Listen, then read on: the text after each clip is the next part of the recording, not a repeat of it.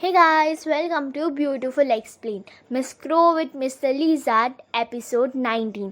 कहानी की शुरुआत में हमें दिखाया जाता है कि चेंगयांग जो है वो किचन में काम कर रही है. मिस्टर गुचुएन भी इसकी हेल्प कर रहे. तभी गुचुएन चेंगयांग को पूछते हैं कि हम डिनर कर रहे थे, तब तुम्हारी आंटी ने कहा था कि इसी दिन पे तुम्हारे मॉम डैड का एक्सीडेंट हुआ था. तब चेंगयांग कहती है कि हाँ. गुचुएन पूछता है कि कहाँ पे हुआ था. चेंगयांग जो है उस रात की सारी घटना गुचुएन को बता देती है और फिर गुचुएन को ये पता चल जाता है कि चेंगयांग की वो लड़की है जिससे वो एक्सीडेंट के रात नाम मिला था और जिसका बर्थडे था उस दिन. के बाद ये सब सुन गुचुएन जो है वो सोच में ही पड़ जाता है. इतने में चेंगयांग गुचुएन को कहती है कि बॉस आपको क्या हुआ. अब गुचुएन कहते हैं कि कुछ नहीं, सब काम हो चुका है, चलो लिविंग रूम में जाते हैं अभी. नेक्स्ट सीन में हमें दिखाया जाता है कि गुचुएन, चेंगयांग, चेनरिन और मिस वेई चारों चेनरिन के दरवाजे के बाहर खड़े हैं. चेनरिन और मिस वेई दोनों साथ में निकल जाते हैं. गुचुएन भी चेंगयांग को कहते हैं कि चलो अब मैं चलता हूँ. तो फिर चेंगयांग तुम ऊपर जाओ. चेंगयांग कहती है कि पहले आप गाड़ी में बैठिए. अब गुचुएन कहते हैं नहीं पहले तुम. चेंगयांग कहती है पहले तुम में. नहीं गाड़ी नहीं छुट्टी, इनकी रात बीत जाएगी पर यहीं पे. फिर गुचुएन कहता है कि एक काम करो, जब मैं गाड़ी में बैठूंगा ना तब तुम ऊपर चली जाना. उसके बाद गुचुएन जो है वो गाड़ी में बैठने जा ही रहा था. तभी चेंगयांग कहती है कि बॉस रुको, अब घूमना मत. उसके बाद चेंगयांग जो है वो गुचुएन को जाके बैक हग देती है और कहती है कि बॉस क्या मैं 2 मिनट ऐसे ही रह सकती हूँ. वैसे तो ये दिन मेरे लाइफ का सबसे बुरा दिन होता है, बट आज सबसे खुशी वाला भी था. इतने सालों में पहली बार मैंने अपना बर्थडे मनाया है.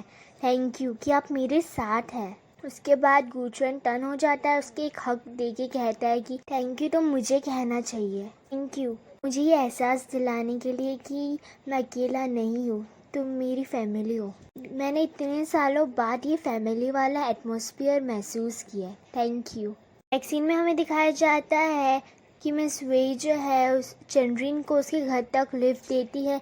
जैसे उसका घर आता है वैसे ही वेई कहती है कि आ गया तुम्हारा घर, तुम जा सकते हो अभी. चेनरिन उसकी तरफ देखता है और कहता है कि थैंक यू, तुम आज मेरे साथ हॉस्पिटल भी आई ना इसलिए. वैसे मैंने जानबूझ के छुपाने की कोशिश नहीं की थी मेरे डैड बारे में. वेई कहती है कि ये तुम्हारी मर्जी है, तुम्हारे डैड है कि तुम मुझे इस बारे में बताते हो कि नहीं. चिंता मत करो, मैं इस बारे में किसी को नहीं बताऊंगी. चेनरिन कहता है कि मेरा ये मतलब नहीं था, बट थैंक यू, तुमने मुझे बहुत अच्छा फील करवाया. मुझे पता है कि अब तो तुम मुझसे पहले से भी ज्यादा नफरत करने लगोगी. जी मेरा कोई इरादा नहीं था इसे छुपाने का, पर तुमने तो मुझे कोई चांस ही नहीं दिया खुद को इंट्रोड्यूस करने का. ये सही नहीं है. वही कहती है बट अब मुझे पता है तुम ना जुनलू ग्रुप से हो. चेनरिन कहता है हाँ मैं मानता हूँ कि वो मैं हूँ, बट देखो मिस वेई मैं तुमसे भीख मांगता हूँ, प्लीज सुन लो ना मेरी, मुझे एक चांस दो. मैं प्रूव कर दूंगा कि मैं तुम्हें लेके सीरियस हूँ.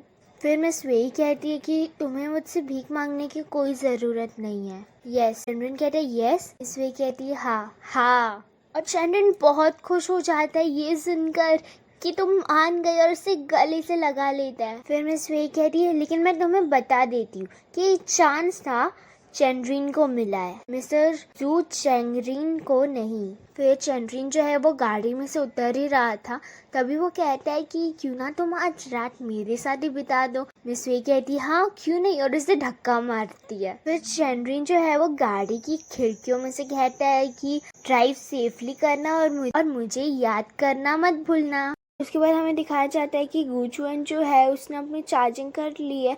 उसके बाद वो चार्ज होके जैसे ही अपने रूम की तरफ जाता है वैसे ही डॉक्टर का कॉल आता है गुचुएन को. गुचुएन कॉल उठाता है, तभी डॉक्टर कहता है कि तुम मुझे प्रॉमिस करो कि अभी जो मैं तुम्हें बताने वाला हूँ ना उससे तुम अपने इमोशंस जो है वो ज़्यादा एक्सप्रेस नहीं करोगे, नगर ना तुम अपने घर को ही जला दोगे.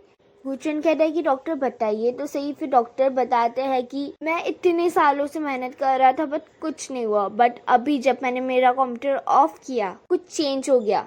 वो भी साइड इफेक्ट था, मैकेनिकल हार्ट का नॉइस थी, वो सारी सॉल्व हो गई है। अभी खाली 2-3 इशू है, कुछ समय तो मैं वो भी ठीक कर दूंगा और उसके बाद तुम फिर से एक नॉर्मल लाइफ जी सकोगे। मुझे सुन के बहुत खुश हो जाता है और कहता है कि आप सच बोल रहे हो ना डॉक्टर। डॉक्टर कहता है हाँ, मैं भगवान की कसम खाता हूँ, मेरे करियर की कसम खाता हूँ, मैं सच बोल रहा हूँ। तो भूषण पूछता है कि बट इस सब में कितना टाइम लगेगा? तो डॉक्टर कहते हैं 3 महीने, ज़्यादा से ज़्यादा 3 महीने। वैक्सीन में हमें दिखाया जाता है कि गुचुएन जो है वो चेनरिन के साथ बैठा हुआ है। वो चेनरिन को बता देता है सब जेंगयांग के बारे में। चेनरिन कहता है कि ये दुनिया कितनी छोटी है, मीन्स जिस लड़की को तुमने 10 साल पहले बचाया था वो चेंगयांग है। और चेनरिन कहता है फिर कि तुम लोग तो एक दूसरे से और भाग रहे थे। गुचुएन कहते हैं कि बट अब मैं उससे भागना नहीं चाहता। चेनरिन, इसका मतलब कि तुम उसे लाइक करते हो? मुझे पता था। चेनरिन कहता है कि तुम उसे बता दो ना। तब गुचुएन कहता है कि कौन अपने बॉयफ्रेंड को एक मैकेनिकल हार्ट के साथ एक्सेप्ट करेगा? ये सुन चेनरिन कहता है कि तुम कितना टाइम वेट करने वाले हो? तभी गुचुएन कहता है कि 3 महीने। 3 महीने के बाद शायद सब कुछ ठीक हो जाएगा, ऐसे डॉक्टर ने कहा है। ये सुन चेनरिन बहुत खुश हो जाता है और गुचुएन को कहता है कि चलो चलो हम अभी जाकर चेंगयांग को बता दें कि तुम उसे लाइक करते हो। बट गुचुएन यहाँ पे रोक देता है उसे कि खाली 3 महीने का इंतजार कर लो। चेनरिन कहता है देखो तो तुम बहुत ज्यादा पेशेंस रख रहे हो आजकल, अब तुम दोनों एक हो सकते हो, मीन्स भगवान ने तुम दोनों को एक दूसरे के लिए बनाया है। चेनरिन कहता है कि तुम दोनों की डेस्टिनी तो मैजिकल है।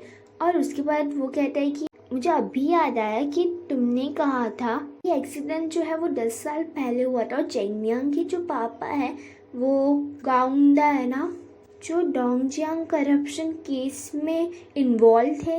गुचुएन कहता है कि तुम्हें कैसे पता? तब चेनरिन कहता है कि मेरे पापा ने उनके साथ काम किया था और उस करप्शन केस को हमारी कंट्री कैसे भूल सकती है। उसके बाद ही मेरे पापा ने खुद का बिजनेस ज्वाइन किया था और जो मेरे प्यारा सा भाई है टेंजू को अडॉप्ट किया था। गुचुएन कहता है कि टेंजू जेंगयांग के साथ ही बड़ा हुआ है, तुम्हारे डैड ने टेंजू को अडॉप्ट किया है, इसका मतलब हो सकता है कि वो तीनों एक दूसरे को जानते हो।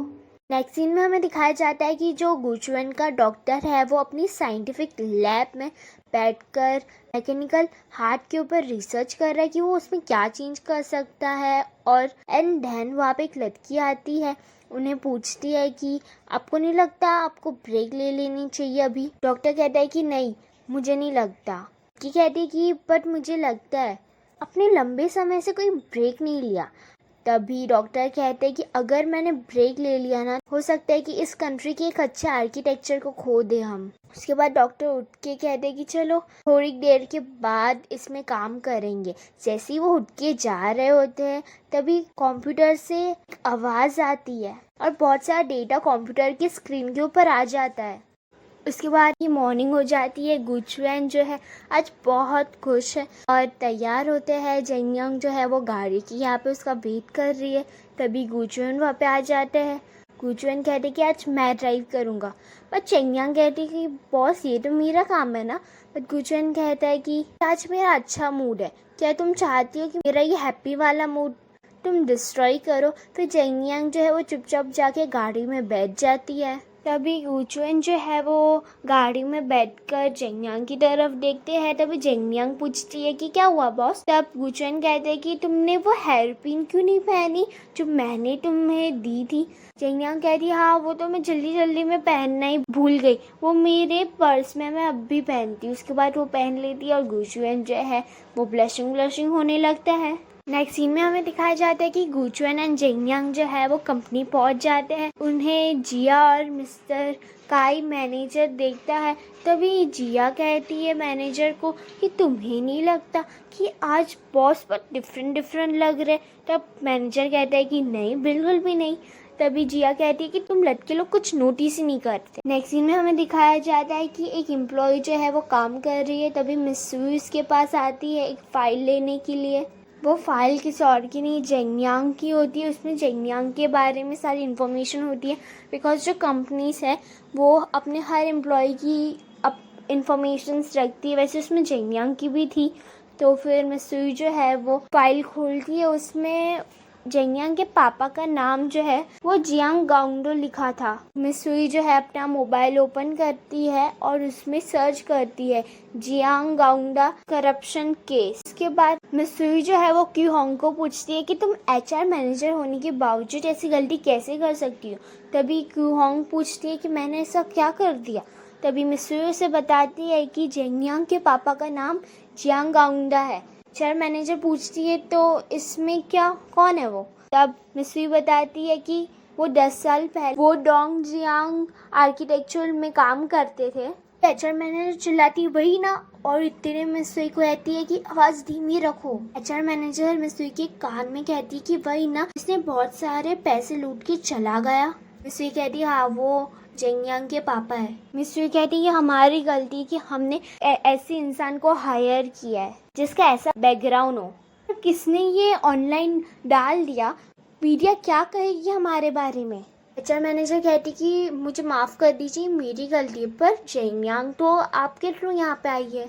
उसके बाद मिसुई वहाँ से चली जाती है। नेक्स्ट सीन में हमें दिखाया जाता है जो एचआर मैनेजर है और जिया जो है वो इस बारे में बात कर रहे हैं। तुम्हें पता है कि जेंगयांग के पापा कौन है, और वो सारी बात जो है वो जिया को बताती है। इतने में ही जेंगयांग वहाँ पे आ जाती है और ये सब सुन लेती है। उसे बहुत गुस्सा आता है और वो कहती है कि तुम माफ़ी मांगो। एचआर मैनेजर कहती है कि देखो, मैं मानती हूँ कि हम तुम्हारे पीछे बात कर रहे थे, पर जो भी कह रहे थे वो सच ही कह रहे थे। तुम्हारे पापा ने इतने सारों पैसों का घपला किया है, वो पैसे बहुत सारे लोगों की मेहनत की कमाई होगी। पर जेंगयांग कहती है कि तुम मुझसे माफ़ी मांगो, और मेरे पापा जो है वो क्रिमिनल नहीं है। और यहीं पे दोनों की फाइट हो जाती है और यहीं पे दोनों की हाथापाई हो जाती है। तभी वहाँ पे मिस्टर गुचुएन आ जाते हैं। नेक्स्ट सीन में हमें दिखाया जाता है कि गुचुएन के कैबिन में जिया, एचआर मैनेजर और जेंगयांग तीनों हैं। फिर गुचुएन जो है वो उसे समझाते हैं कि हम इतने सालों से एक दूसरे के साथ काम कर रहे हैं, ये पहली और आखिरी बार है कि तुमने ऐसा बिहेव किया है, और तुम में से किसी ने भी। उसके बाद एचआर मैनेजर कहती है कि मुझसे आज गलती हो गई, मैं इस चीज़ की माफ़ी मांगती हूँ। गुचुएन कहता है कि तुम्हें माफ़ी जेंगयांग से मांगनी चाहिए। फिर एचआर मैनेजर जो है वो जेंगयांग से माफ़ी मांगती है। नेक्स्ट सीन में हमें दिखाया जाता है कि मिसुई जो है वो गुचुएन के कैबिन में आती है उनसे कुछ डॉक्यूमेंट साइन करवाने के लिए।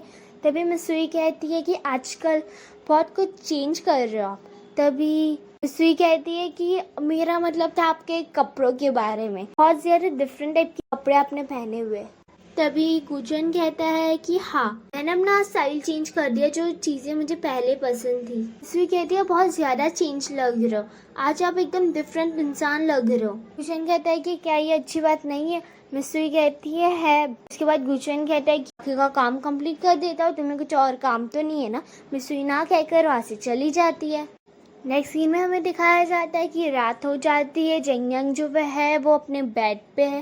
तभी गुचुएन का उसे मैसेज आता है कि कल वीकेंड है, तो कल मैं तुम्हें सुबह 10 बजे कहीं लेकर जाऊंगा। जेंगयांग ओके कह देती है। वहीं दूसरी तरफ चंद्रिन भी मिस वे को मैसेज करता है कि कल हम एक डेट पे चले। तभी मिस वे भी हाँ कहकर रिप्लाई कर देती है और चंद्रिन बहुत खुश हो जाता है। नेक्स्ट सीन में गुचुएन जो है वो जेंगयांग को उसके घर पे लेने आता है क्योंकि सुबह के 10 बज गए होते हैं। तभी जेंगयांग जो है वो मिस्टर गुचुएन को देख के कहती है कि बॉस, कुछ हुआ है क्या? आज आप बहुत अच्छे मूड में दिख रहे हैं और आपका स्टाइल तो एकदम ही चेंज हो गया है। बात पे गुचुएन हंसते हैं और तभी जेंगयांग कहती है कि चलो पहले ब्रेकफास्ट कर लेते हैं। जेंगयांग जो है वो कहती कि आपने ब्रेकफास्ट नहीं किया, मुझे पता है। फिर निकालती अपने बैग से एंड गुचुएन को देती है। दूसरी तरफ मिस वेई वेट कर रही थी। तभी चंद्रिन आ जाता है मिस वेई को लेने के लिए। तब मिस वेई कहती है कि तुम लेट आए ना, तो मुझे लेने के लिए मत आना। चंद्रिन कहता है कि ट्रैफिक था इसलिए सॉरी ना। मिस वेई कहती कि हम कहाँ पे जा रहे हैं। तभी चंद्रिन कहता है कि मैंने अभी तक डिसाइड नहीं किया। ये सुनकर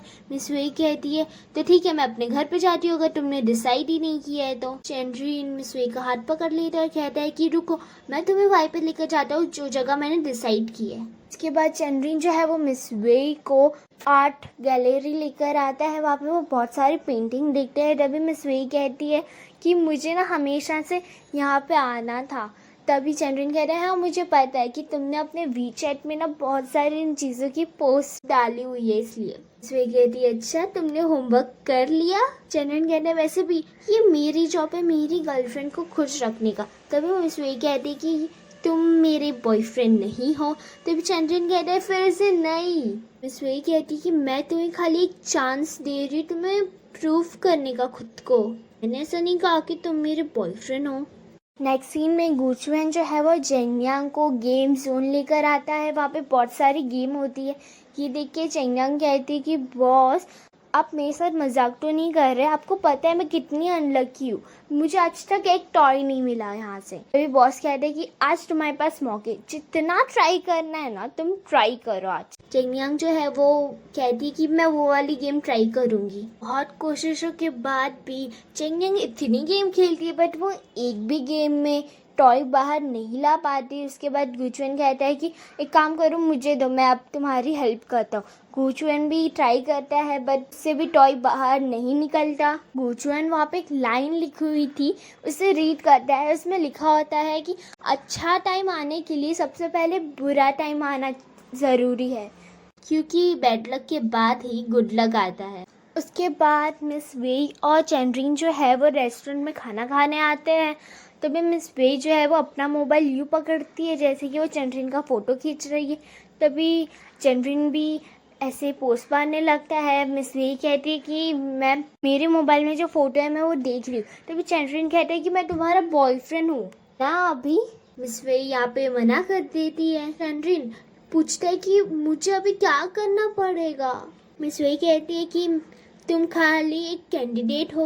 चैंड्रिन पूछता है कि मैं टेस्ट कैसे पास करूंगा फिर। मिस वेई कहती है कि ये तो तुम्हारे परफॉर्मेंस पे डिपेंड करेगा। चैंड्रिन कहते तो फिर तुम्हारा स्टैंडर्ड क्या है। तभी मिस वेई कहती है कि ऐसा कोई स्टैंडर्ड नहीं है, तुम्हें जस्ट मेरी फीलिंग्स को फॉलो करना है। चैंड्रिन जो है वो कहता है कि डार्लिंग। तभी मिस वेई कहती है कि तुम मुझे डार्लिंग नहीं बुलाओगे। चैंड्रिन कहता है कि मेरी क्वीन जैसा तुम कहो। तभी मिस वेई कहती है ठीक है तुम मुझे घर ड्रॉप कर लो। के बाद बहुत ट्राई करने के बाद भी कुछ नहीं होता, वो एक गेम भी नहीं जीत पाते। तभी वहाँ पे चेंग आ जाता है और चेंग जेंगयांग को कहता है कि जेंगयांग। तभी जेंगयांग कहती है चेंग तुम यहाँ पे क्या कर रहे हो। तभी चेंग कहता है कि इसलिए शायद कि मैं तुमसे कनेक्ट कर पाता हूँ, तुम्हारी वाइब को फॉलो कर करके मैं यहाँ पे पहुँच गया, बिलीव करोगी। तभी चेंगयांग कहती कि नहीं। गुचुएन पूछता है कि ये कौन है। तभी चेंगयांग कहती है आपको नहीं पता, ये हमें वो फ्रूटी ले रहे थे तभी स्टोर में मिला था। चेंग पूछता है जेंगयांग को कि ये तुम्हारा बॉयफ्रेंड है। तभी चेंगयांग कहती है कि नहीं ये मेरे बॉस है। वह जेंगयांग जो है वो एक और ट्राई करती है, गेम खेलती है।